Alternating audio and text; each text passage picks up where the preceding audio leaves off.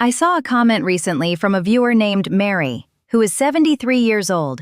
She said, "I have been walking 2 miles daily, but it didn't feel right. My body still felt stiff."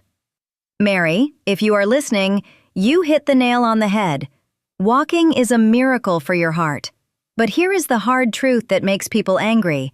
Walking does not build muscle. It maintains the engine, which is your heart, but it doesn't stop the chassis, your muscles and bones, from rusting.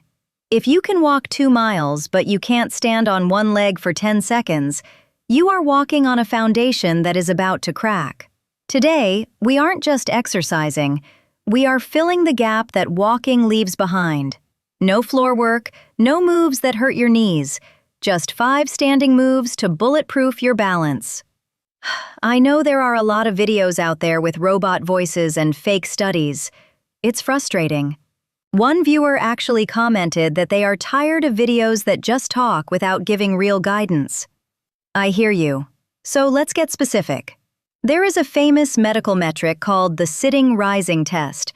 It showed that your ability to get off a chair without using your hands is a direct predictor of how long you will live independently.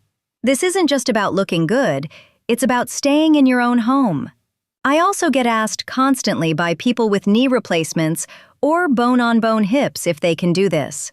The answer is, motion is lotion. But we must respect the joint. Today's workout is 100% standing or chair-based.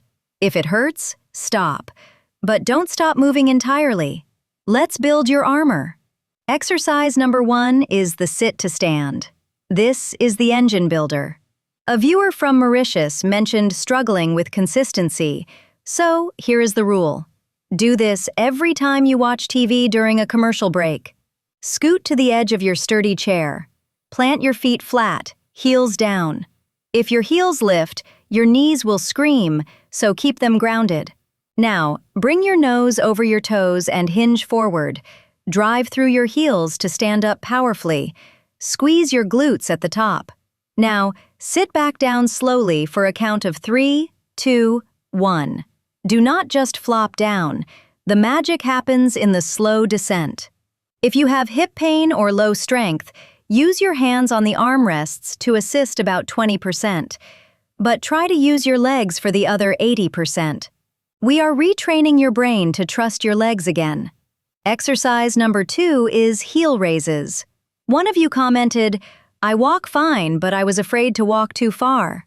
That fear usually comes from weak ankles. When you trip on a rug, your ankle has milliseconds to snap back and save you. If it's weak, you go down. If it's strong, you stumble but stay upright. Stand behind your chair, touching the backrest lightly. Keep your feet hip-width apart. Rise up onto your toes as high as you can. Imagine a string pulling your head to the ceiling.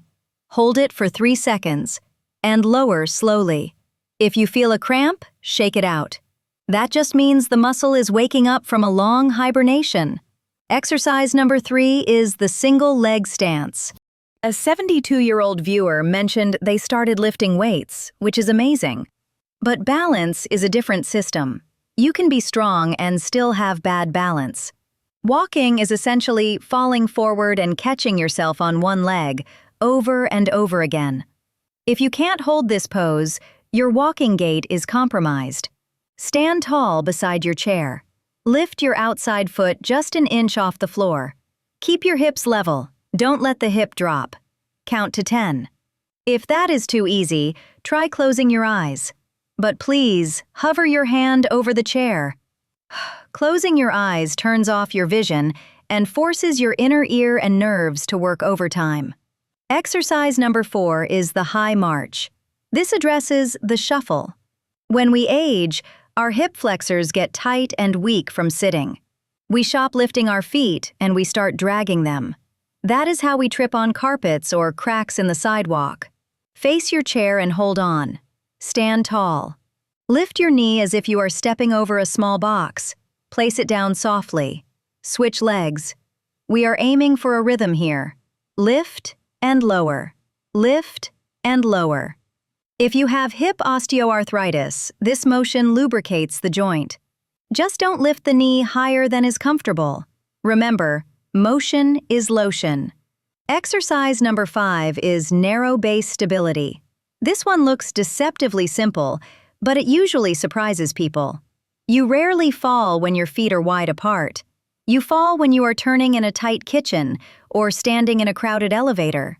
We need to train your body to be stable with a narrow base. Bring your feet completely together, ankles touching, knees touching. Stand near your support. If you feel stable, try closing your eyes. Do you feel that sway? That is your body micromanaging your balance. That is a good thing. To progress this, step your feet wide for 30 seconds, then bring them back together. We are training the transition. Now, I saw a comment that said, "There is way too much dialogue, I just want a concise run-through." I heard you loud and clear. You want a summary to screenshot so you don't have to watch the whole video every time. Here is your daily 5 cheat sheet. 1. The sit to stand. Aim for 10 reps. Nose over toes, squeeze the glutes. 2. Heel raises. Aim for 15 reps. Hold for 3 seconds at the top. 3. Single leg stance. 30 seconds per leg. Hover your hand for safety. 4. Marching in place. Do this for 1 minute. Lift knees high, land soft. 5. Narrow base stability. Hold for 30 seconds with feet touching. Write that down or take a picture of the screen right now. Stick it on your fridge. To the person who commented, "I tried many routines, none felt right until this. It feels like a gift." Thank you. That is exactly why I make these videos. And to the person struggling with consistency, do not try to be perfect. Just try to be better than you were yesterday. If you miss a week, don't quit. Just start again today. Aging doesn't steal your strength. Inactivity does. Let's steal it back. Thanks for watching, and I'll see you in the next one.